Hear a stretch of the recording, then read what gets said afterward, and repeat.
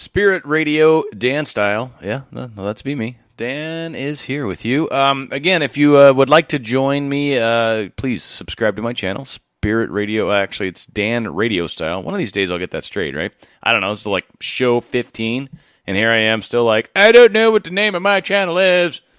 And it's really what I said, too. Obviously. So, yeah, Spirit Radio, Dan Style at gmail.com. That's if you want to actually, like, email me. So that's kind of where that one keeps popping in. And somehow it sticks in my head because that's what, like, I decided a long time ago this was, going to be called that. And then I tried to get that and whatever. Long story. So Dan Radio Style, channel name. Obviously, you found this thing, so you should see that. Today's channel, station name, title. Let's try that word. I'm going to try title. This is, I seriously, I try to do these live. So the F-ups generally get left in. I think it makes it kind of more like what I'm doing it for. The live interaction. You're not saying anything, yet I do. It's kind of what I'm used to. People are just so non-talkative. And I guess, I don't know, maybe own the conversation sometimes, right? Who knows? Who knows? I'm just saying. Just sharing with you people. But as you can see, it's called Strange is the Stranger. And I was going to call it Energy Vampires, which is kind of a friend, my friend has coined this term. And I guess, I don't know, I used to probably call them energy leeches, but it's the same general concept. But that's not really the whole entire show, so I kind of opted for Strange is the Stranger, because ultimately it has more to do with, I don't know, the way people perceive us, the way we sometimes try to please. I've talked about our Zen Den thing before in the past. I've got a group of friends that we get together and, have little spiritual discussions. It's kind of a round table sort of thing. And it's just a really groovy experience. It's just very powerful, a lot of really like-minded energy. And then when you get together with that energy starts to kind of resonate with one another, and it becomes very powerful. And so we all walk away kind of just glowing a little bit and feeling real, I'm going to say it again, real groovy. And so it's good. It's a really great time. And our last Zen Den was actually last night, or most recent, not last. And so we were talking about how, and it was brought up by one of the people, and I'm not gonna, don't worry for any of you that might be listening. I'm not giving up anything that we were talking about per se, but I am going to use the topic because it's a beautiful topic, and our whole Zen Den 2 hours, I'm going to condense down the parts that I want in like the 10 minutes that I don't actually waste. Really, my whole stopwatch thing is worthless. I love how that works. All right, well, we're just going to do the whole paying attention thing apparently. So yeah, Strange is the Stranger, Zen Den. We were talking about ways to maintain your energy, even in the midst of people that maybe try to take it from you, maybe aren't, maybe just don't think the best of you.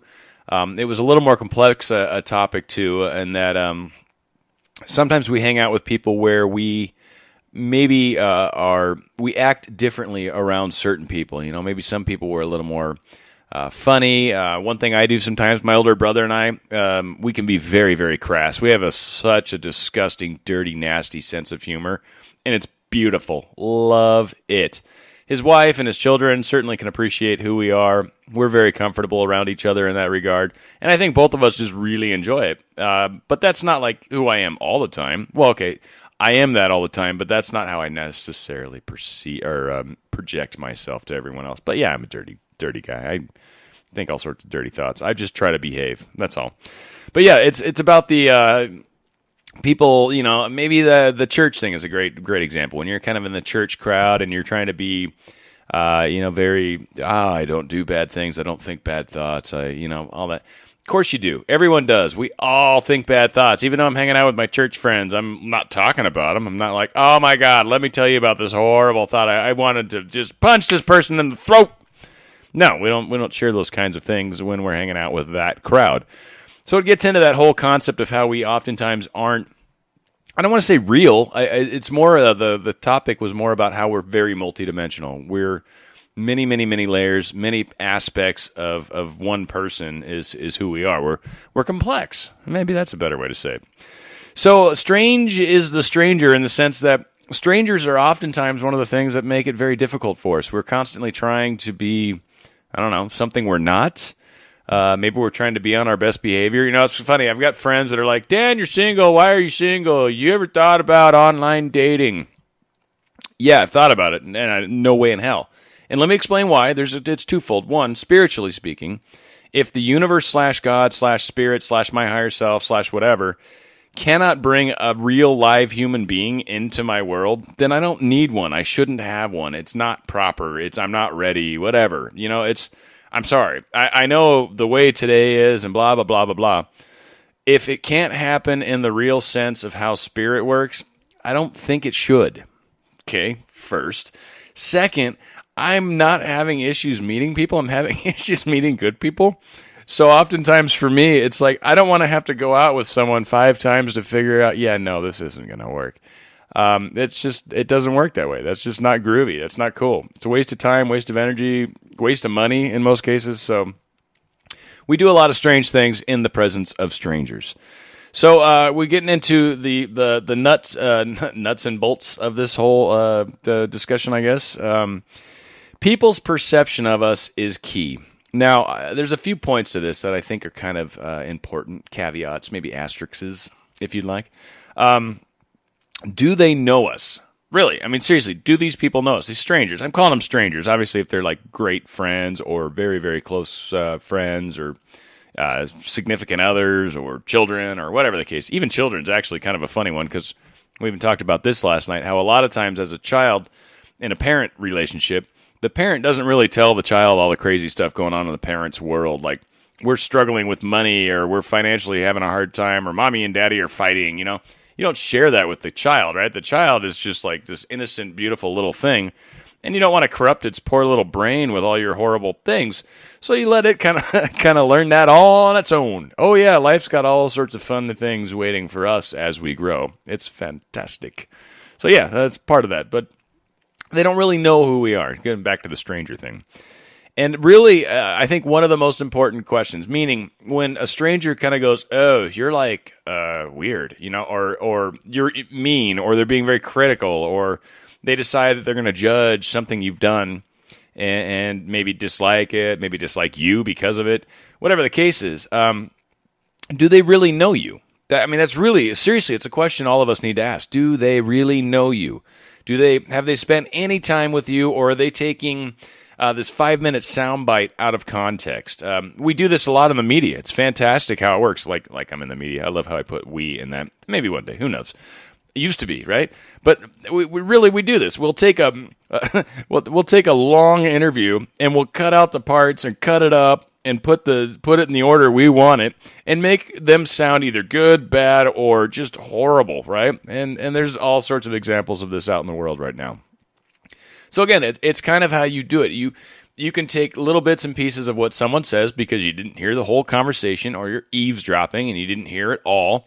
Or maybe this person's just having a moment, right? Like, we all say stupid stuff from time to time. I say it all the time. Like, I'm really good at it. Like, you find something stupid, I'll say it. I'll ask it.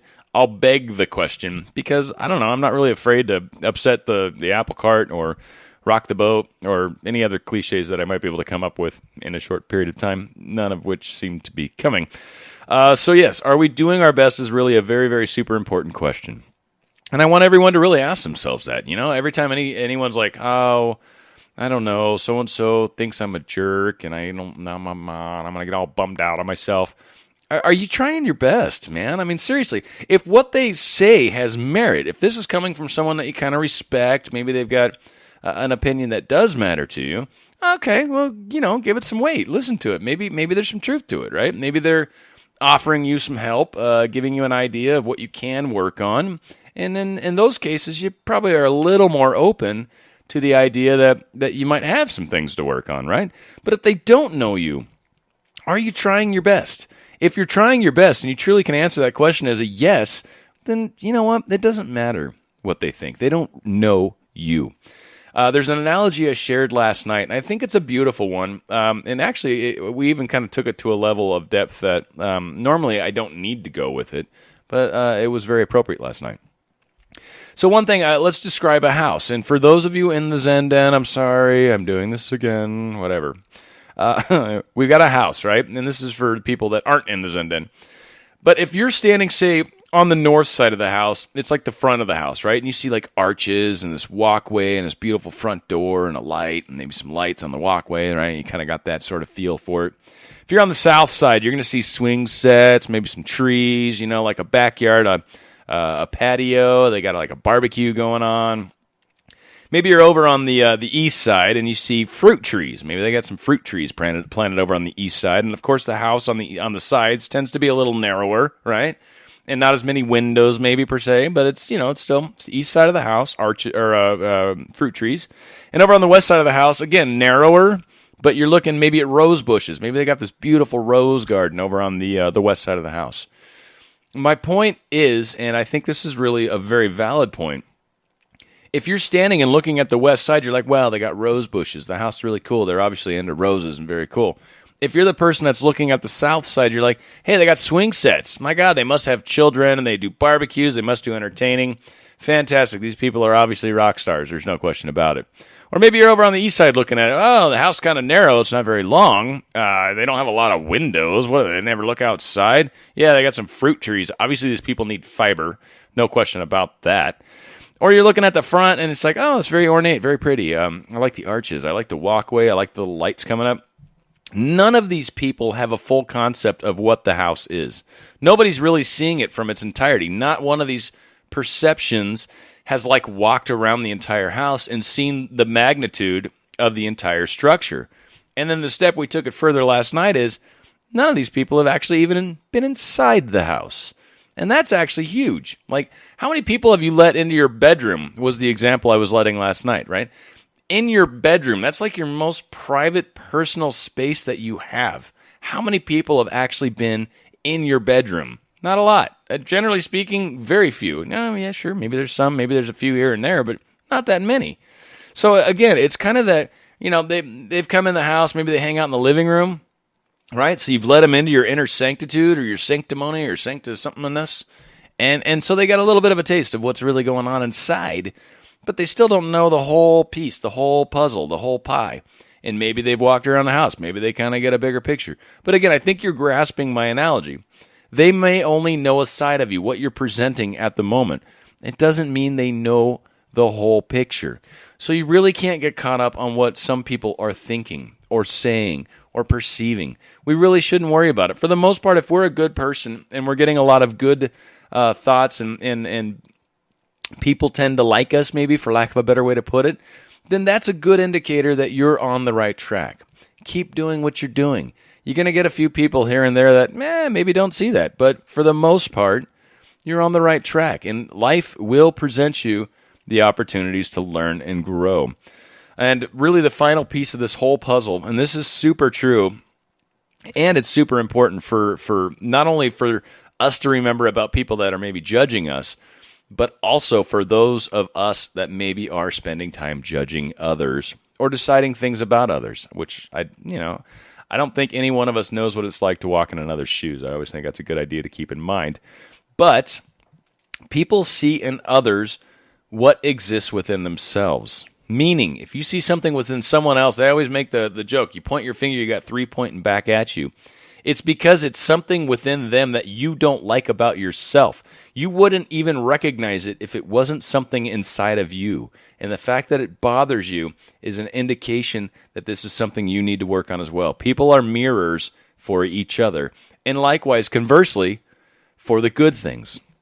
When there's something really good and wonderful and beautiful about someone that you realize, that's also an indicator that there's something wonderful about yourself that you're experiencing right now. You're seeing this in another person. You would not recognize it had it not been for the fact that you are that as well. So again, it's one of those things too where someone could be looking at you and going, oh, you're this, that, and this and that, and you're going, dude, that's so not who I am. That other person has three fingers pointing back at themselves. Let them live in their own world. You don't need to correct that or change it. Just keep that in mind. That's not who you are. Who you are is who you are. It's inside you. The people that are closest to you are going to remind you of that frequently. And when you screw up with someone really close to you, well, yeah, keep in mind maybe there's something there, But again, we generally hurt those that we love the most. That's just kind of how life works. Anyway, Dan Radio Style, thank you. Please subscribe. And at Spirit Radio Dan Style, we'll do more shows for you. Please stick around and stay tuned.